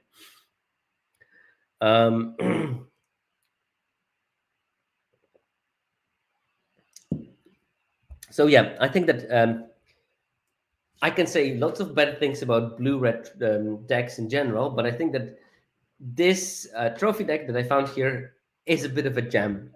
It's very smart, and I absolutely love how the person that drafted it built it. But this is it. It still has 3 massive bombs to trophy, so you can't count on that kind of situation happening in every draft, and it's very hard to get on this blue-red. So God, no, Mike. It's definitely not my deck, not even close. I have something against Clever Conjurer for some reason. I would probably never play it, and maybe now I will if I saw if when I saw this technology. I didn't put any of my decks in here because it would be. I had a very ugly looking trophy decks. They trophied, but nothing interesting about them. One of my trophy decks didn't even make it on playables, and I played things like Manticore. So yeah. Right. Blue green. Archetype star. Hill Giant Headgorger. 60.6% win rate. 60.6% win rate for this deck is really high because, well, it has a lower win rates than the other ones. The Baldur color decks or the Selesnya decks. So 60.6 is very serviceable for it, especially at the common level. And Gorgeous George is really shining in here. And this also like sort of points you towards ramp. And I think that Myconid is really close to being the top common there. So again, suggesting that you want to ramp. The hidden gem I found, and it is, I think, second or third common in general in this archetype, with slightly lower sample size, because those cards are usually not universally played in the beginning. So it also might have been played by better players who are trying things and not getting fixed on the first week meta game. Is Arcane Archery. The 3-mana instant creature gets a +3/+3 and gains reach and trample until end of turn. And you get a boon whenever you cast your next creature spell. It gets +1/+1 counter and trample counter and reach counter on it. So I guess that a bit later in the game you're going to be attacked. You can play this Arcane Archery on something. Next turn, imagine you play Hill Giant Headgorger. It becomes an 8/7 with trample, and that improves that particular card immensely. So I think that Arcane Archery can be used as this sort of like semi-trick, semi-help for the deck. Also, playing it on your attacking Hill Giant Headgorger when it's a 7/6 and making it a 10/9 with trample can be also quite impressive. The trap for this particular archetype seems Charm Sleep, only 50.7 win rate, and card is still picked quite highly, so it just doesn't seem to work. I think that your deck tries to play a bit too long, and that Charm Sleep, the longer the game lasts, the more of a liability Charm Sleep becomes, because there is plenty of incidental enchantment removal that can well, basically free the creature that you thought was dealt with. The uncommons. To my disappointment, Corlessa Scale Singer, great pun, only has 52.5% win rate. So it's not impressive at all. I thought maybe that's what the deck wants, the 1/4 that makes you survive, maybe cast some dragons. But probably the problem is not that the 1/4 for 2 mana is not good enough. The problem is that probably the dragons are not good enough. Because you don't see any dragons really. I mean, the only dragon you see is in Charmed Sleep, which is a trap and also not a dragon, but it has a dragon on the picture. So probably because the green and blue dragons are just not strong enough, it would rather rely on ramping into other types of creature. The star of the archetype is Jaheira, and probably this plays a role of better Corlessa, because 2/3 is a big enough body for the beginning of the game to block efficiently. Furthermore, very quickly it can become a 3/2. if you don't want to save it for some kind of artifact. 3/4 can block all day long. 66.1 is the super high win rate. So Jaheira is really excelling in this archetype. Hidden gem that I found was Lurking Roper. Notice that this is not an archetype where you gain life a lot. So probably it's just a 3 mana 4/5 wall, but it has a high win rate. So maybe a wall that can swing on occasions is exactly what the deck wants. And the trap is Alora, the Rogue Companion. 47.6% win rate is just bad, like 20 percentage points lower than Jaheira. For a card this picked only slightly lower than Jaheira is. So you have to sacrifice a high pick for a card that has atrocious win rate. It's probably just not worth at all to be played in this deck. Here I have some trophy deck. Again, very broad curve. This one also has a really good ramp from 3 to 5. So it has Bronze Walrus, Clever Conjurer, and Underseller Myconid for 3 mana, and it has Illithid Harvester, which obviously, I mean, this card probably needs to be ramped slightly more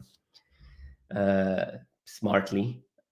Juvenile Mist Dragon, 2 of them, and Young Blue Dragon, 2 of them. So you can basically ramp from 3 to 5. Also with Young Dragons, you can play Young Dragon on 2, ramp guy on 3, Young Dragon on 5. So yeah. Importantly, it has splash for Miriam, the Dragon Lord guy, which is a great card. It also has, I'm not going to pronounce it, Polar Bear Dude. This is a 4/5/4/4. That's pretty good. And Lizardfolk Librarians, who are basically the Imperial Oath of the format, when you think about it. 12 power and toughness stats in one card that scries. That's the same as Imperial Oath. It's just here you play it over 2 turns for 8 mana rather than for 6.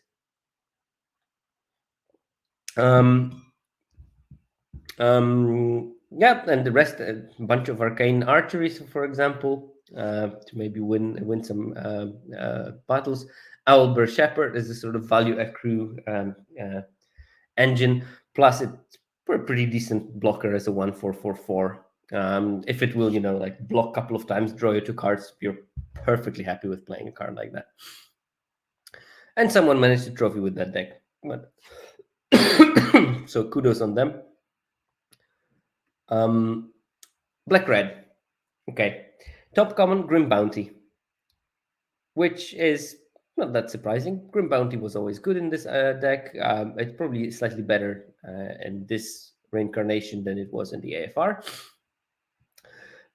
Hidden gem that I found is Earth Cult Elemental, and Earth Cult Elemental centric builds of Black Red were my favorite builds in AFR. I prefer them than the Steel and Sack ones. There's nothing better than playing Earth Cult Elemental on turn 4 and then rolling a natural 20 and just seeing the rage quitting of your opponent. That's just like, it feels good. And I think that those openings are still possible in this format. Oh yeah, don't forget, Earth Cult Elemental on turn 4 must be also an 8/8 at least. So you need that Kalane power to help it. But Earth Cult Elemental is doing... I never said I'm a good person. Earth Cult Elemental is not doing very well in any other color combination. It just does well in black-red. So mind that. It means that probably the impact of sacrificing that permanent is diminishing the later you play it. You literally want to play it on turn 4. And you literally want to have this attrition kind of gameplay when people have to really think hard what do they sacrifice. Obviously, as a card, also any kind of mana problem from the opponent, it's taking over the game. A trap, a slight trap at least, in this format is Improvised Weaponry. It doesn't have like a terrible win rate, 55.4 in some color combinations would have been a top common, but it's underwhelming and it's picked higher. And I think it's worse than it was because some targets of it are not as prevalent. And Not as important, maybe. So improvised weaponry, in my opinion, took a slight hit in this format, and you should maybe deprioritize it. I think that DDAVP has a point that there's just too many 2/3s or 3 toughness creatures that it just doesn't deal efficiently with, and there's a couple of better removals. Yeah, and the treasure also doesn't give as much as it did before, even your elf cult elemental builds. So still a decent card, but just like you don't have to kill yourself for getting it. If you don't get it, you're gonna be fine. Signpost Uncommon, Kalain, 58.5, which is decent. Not the best, not the worst, slightly above average. Absolutely fine to play. And in some builds, it's going to be essential. And I think it's like opening hand win rate is quite high, so you probably want to play multiples of it as well. The star of the archetype is Mephit's Enthusiasm, a new printed card. And it has 62.9% win rate. The card is just doing pretty good things for you, removing really annoying things, even though at the sorcerer speed, but dealing with every single early creature. The hidden gem I found was Goblin Trap Finder. When it dies, seek a creature card with mana value 3 or less, and that card perpetually gains haste. This spell costs 2 less to cast, and at the beginning of your end step, sacrifice this creature. I think so. Basically, can unearth from your hand, sort of. But I think that it is quite easy to play in this deck. It's easy to sacrifice and get the trigger. Gives you this one extra super speedy attack. It just does nice things. And 59.3. When you think about it, when you sacrifice it to the Sepulchre Gull, you push 4 damage, so 2 damage more, and then your 3 mana or 2 mana 2 mana 3/1 will become a 1 mana 5/1 and first strike or something, like super hard to kill. And also, if they block it, they just lose a creature, so you basically drew a removal spell. That's about it. The trap I found for this particular color combination is Two-Handed Axe. 51% win rate. It's too low. Doesn't do enough. I know that some people called it the Ember Cleave, but I think at least in this archetype, it doesn't shine. I can check red.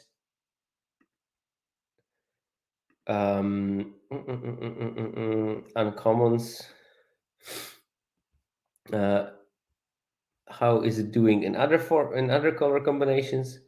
But it just doesn't it doesn't impress. And white red, it's below average. In blue red, I mean, it definitely doesn't impress. Probably it's not even has enough of a sample size in there.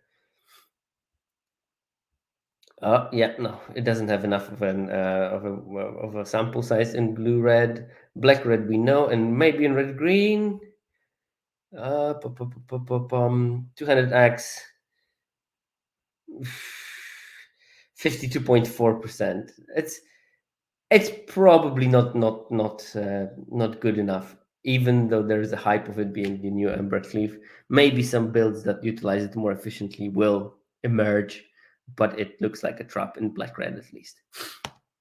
And the trophy deck, that example, sweet one. It has 2 Cobalt war colors. It has 1 Armor of Shadows, a card that impresses in terms of its numbers, as a one-off most likely. 3 Battlecry Goblins, yay. 2 Kalains, some bunch of like menial 2-drops. It has a couple of the Giant Fire Beetles, Vampire Spawn, 2 Savroks, which is amazing. Grim Hireling, which is a bomb. Wrathful Red Dragon, which is a bomb. And Dragonborn Immolator, which is not a bomb, but somehow works in this particular deck. Immolator bomb status confirmed, yeah. But I guess, like, despite having the Immolator and maybe also Giant Fire Beetles, which are also not showing great numbers, this deck managed to trophy in high ranks. So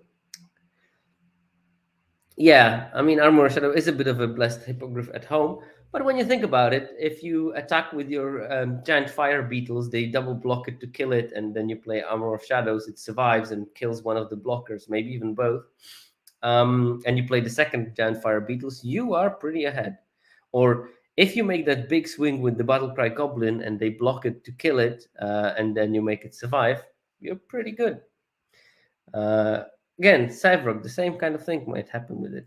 So this deck was attacking with some really fragile creatures that could have a lot of power because of Cyvrog, because of Battlecry Goblin, because of other things. And this Armor of Shadows might do just enough that the card is pretty decent. Okay, Black-Green, the best common, Linnorm, 61.8%, which is really high for that color combination, like really high. The card is great, and it's pretty high in every single green color combination. It's worth being played in every deck as a one-off, and in some decks, I would play free in the Black-Green probably if I would build it my way. I already managed to reanimate Linnorm on turn 4 and to the instant concede of the opponent. And it feels good. Hidden Gem, Armor of Shadows, it had really good 60% win rate, and it's a card that wheels, so you can always get it, and I think that it's worth having one in your deck. The trap for this particular color combination is Scaled Nurturer. And I think it's mainly because you don't need to ramp from 2 to 4. You need to ramp from 3 to 5. And there's a 2-drop you want to play, a 2-drop that will deal with something attacking you. So that seems to be the case for me. Okay, the Signpost Uncommon Kaga is 56.7%. It's okay. Nothing super special. But not terrible. But it's markedly lower than Skullport Merchant, the top card for the archetype, at 63.1. Again, card is good, but in this archetype, it does better than in the others. Lurking Roper is the hidden gem at 58.1% win rate. I was quite surprised to see it because this is not really a life gain archetype, but I guess, again, big wall that requires spells to be dealt with and opens up, frees up removal for your really big creatures like Linnorm. It's pretty good. This slight trap that I notice is Skanos the Dragon Vassal, and it has okay win rate. It has probably a win rate at around the win rate of this archetype on average. But the card is picked very highly. So you have to sacrifice a super high pick because this one has also of 2 and 0.4 or something like that. So quite highly picked, like it disappears on first pick, second pick, or third pick. And the win rate is only 55%.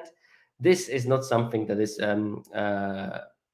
optimistic for me. I mean, you'd still probably pick it. It can win games. But my experience with this card is that you play it, it dies, and you move on with your life.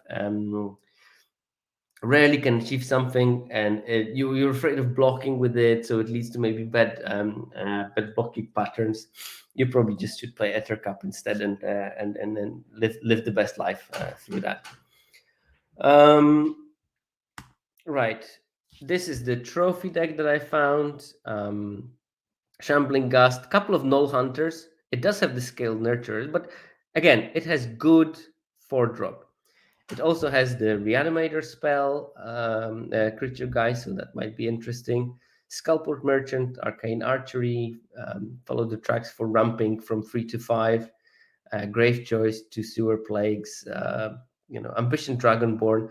It has a bit of weirdness there. So it has the Beholder as the ramp, Emerald Dragon as the ramp target. So I don't know exactly how that one worked out. Eyes of the Beholder actually perform decently in that archetype. So, sometimes you can prioritize 2-drops and leave your big removal to Eyes of the Beholder because probably in this deck you will be able to play it because the games last a bit longer. And I don't know if Eldritch Pact was the win condition for that deck. I wouldn't be surprised because it's a strange inclusion. But it did trophy and diamond, so something went right there. Last archetype, Red green. The best common Underseller Myconid, 57.7. Well, this is a much weaker archetype. But already the Underseller Myconid suggests that this is not the red green you remember from AFR when it was all about aggro. It's more of, again, ramp and drop big stuff.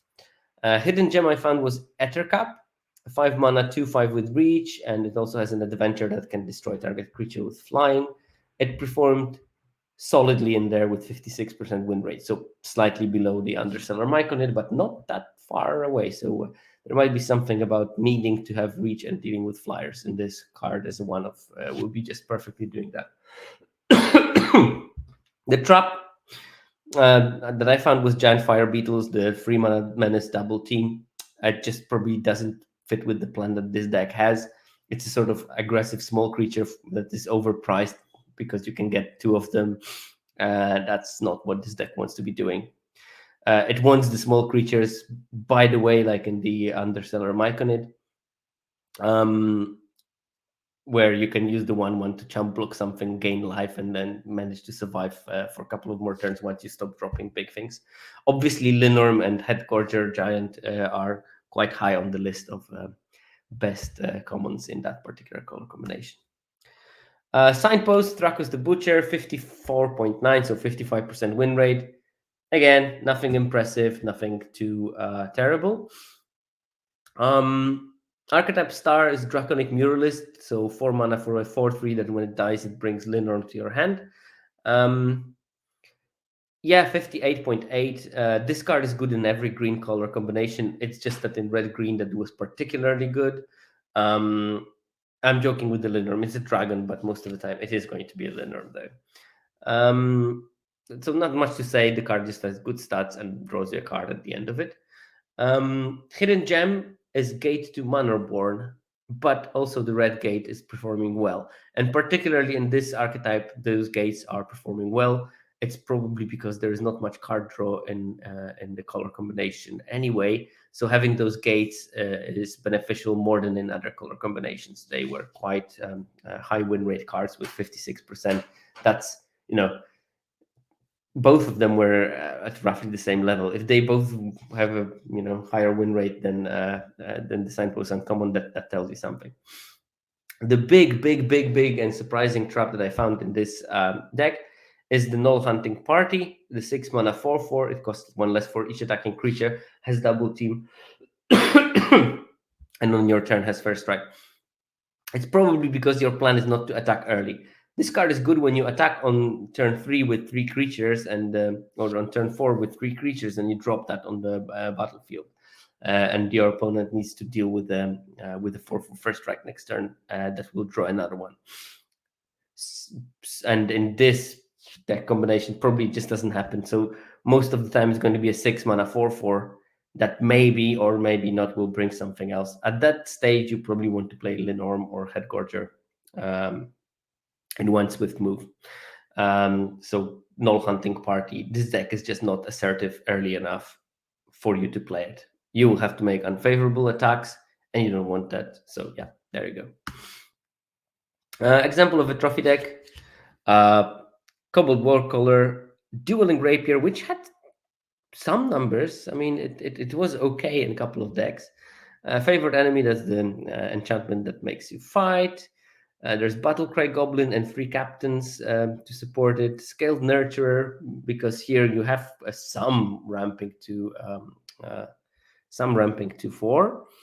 Underarch Basilisk, which is weird because deck is aggressive. You have this defensive creature. I think Springbok. I think that this deck is sort of like, it presents this sort of aggro deck in the beginning, and late in the game it can drop some really annoying larger threats. Yeah. There's Wilson, which is a good card always, and like a bunch of nothingness really, like Underseller Myconid that ramps into nothing really, to Thrakos, I guess, on turn 4. There's the Draconic Muralist to fetch the Linworm. Monster Manual for some reason. So the deck looks a bit weird. There is the Druid of the Emerald Grove to ramp you later. So I don't know exactly how this deck worked, but it did. trophy, I think, in Mythic even. So something went right. Sometimes you get players who are playing so well that they can win with bunch of weird cards. I think that I don't like that build in particular, but I told you I took the first build that I found for every color combination. But it does have some like solid top end and this early thread that might be just um, maybe the early damage was just enough, and then all of a sudden you play Nullification or Linorm, and you win the game. Okay, that's it for the archetypes. And the last part that remains for me to talk about is draft versus sealed, and slightly big picture. Just a couple of slides, so we're almost there. We're almost there. Don't worry. So first things first, sealed win rate is much lower than the draft win rate in terms of 17 land users. It's like 3 percentage points different.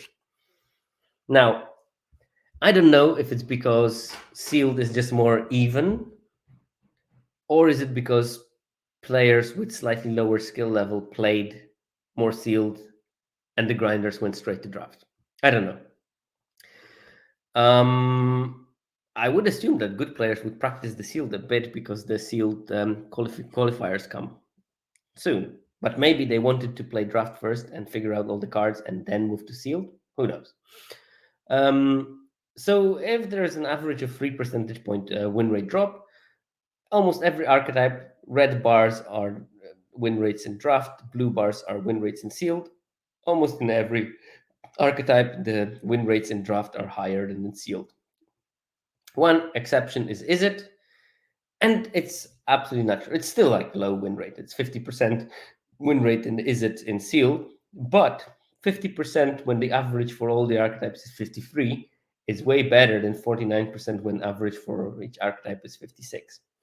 So is it is markedly better? Probably because you open your pool, you already know that you have those is it bombs or blue bombs or red bombs with like super good blue support.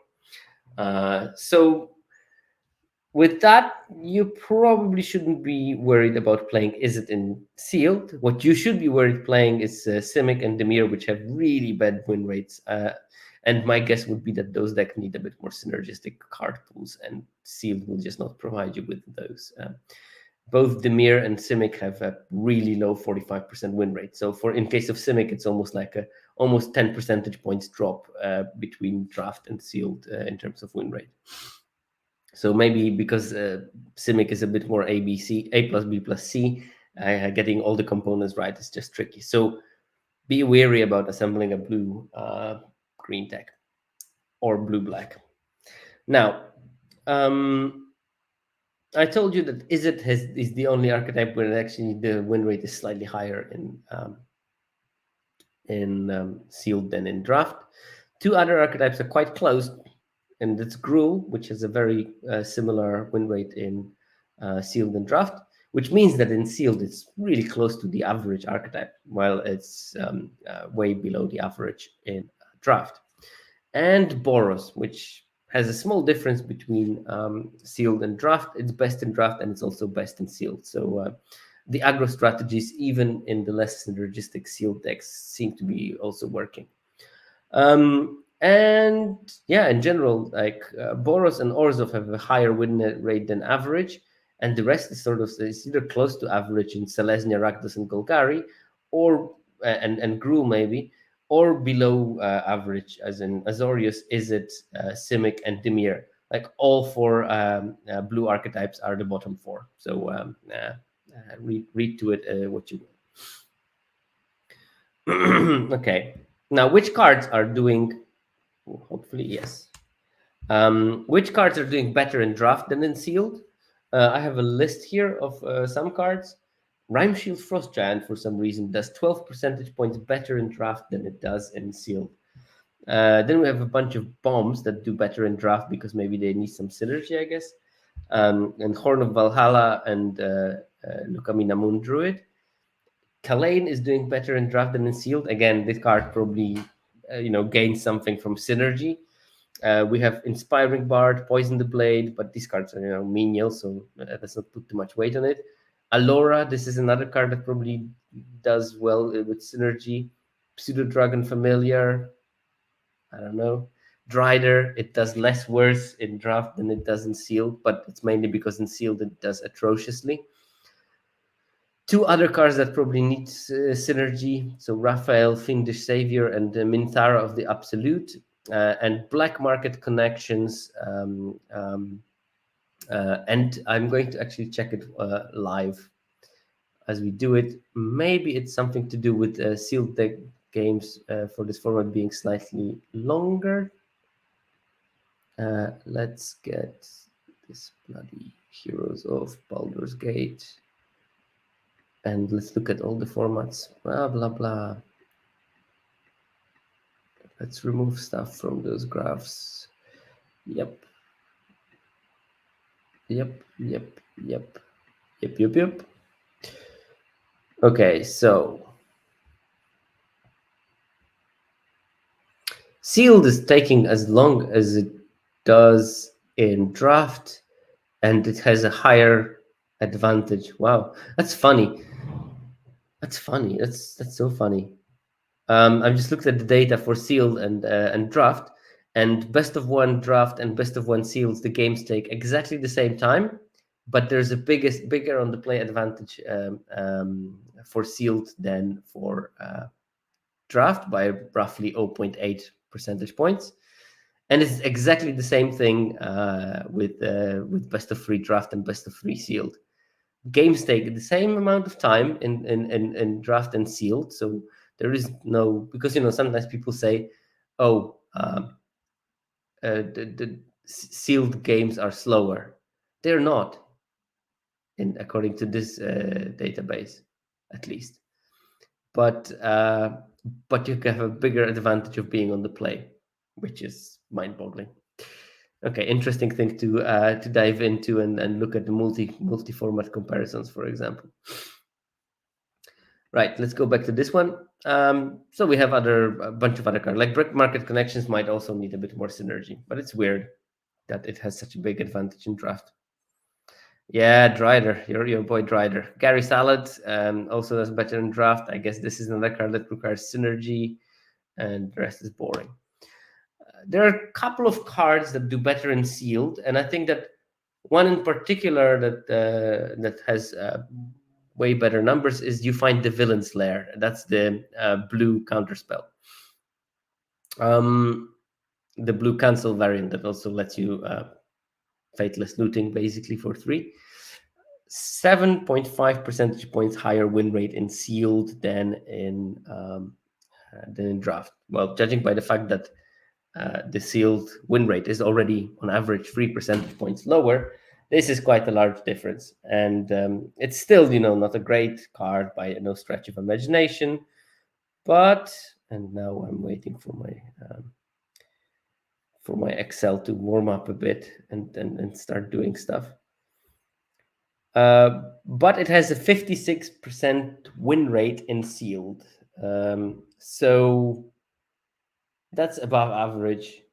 I guess it means that you should be playing You Find the Villain's Lair if you play a blue deck, because sealed is full of bombs and you want to counter them. Also, the Null Hunting Party is doing better in sealed, because probably the draws are a bit more clunky and it can win more. So it has 58.5% win rate, game in hand win rate in sealed, and only 53.8 in draft. I guess it just gives a better advantage. And Guardian Naga is also a decent card, so it has like 57% of game in hand win rate. You want to play that bomb in white, or not the bomb, the big dumb creature, because very often your opponent will have a pool that doesn't have enough removal, and maybe they can't deal with it, and then it takes over the game quite readily. And Rally Maneuver also has decent numbers in sealed, worth thinking about. All the other cards are, well, so, and the differences are not so big. But Owl Shepherd, I think, is also markedly better sealed than it is in draft because again, not everyone will have removal, and if they don't have the removal. So Zach, I played one sealed so far, and my sealed deck had very little two drops, and they were just designed to survive. But I had a superior top end, and I just ate the aggro decks because they are just not as consistent as they are in draft. They can still, do a chunk of damage, but I found it much easier to stabilize, and then I just started churning out my whatever younger adult young blue dragons, and then I managed to win. But okay, having said that, let's call it a day for today. So for my acknowledgements, I'd like to thank the 17 Lens team, especially Ale Ballini, who is like really pulling his weight at the moment to make 17 Lens work, because he's the newest member of the team, and he has taken up a bunch of things to do in terms of replay data from this weird set that has all those new mechanics. So thanks to them, and of course Virums, Nomer, Hulul, Grant Wu. I would like to thank my sponsor again, mtgazone.com. Give them a try if you are interested in cool limited content. I will try to write some conclusions from this stream today for an article tomorrow. And again, thanks Jake Brown, who is even on his holiday, was churning out those episodes for my magic numbers as in a podcast form. And while we were at it, I would like to thank also SSQ and Mana Junkie for the music I'm using in the podcast. And with that, I'll talk to you next week.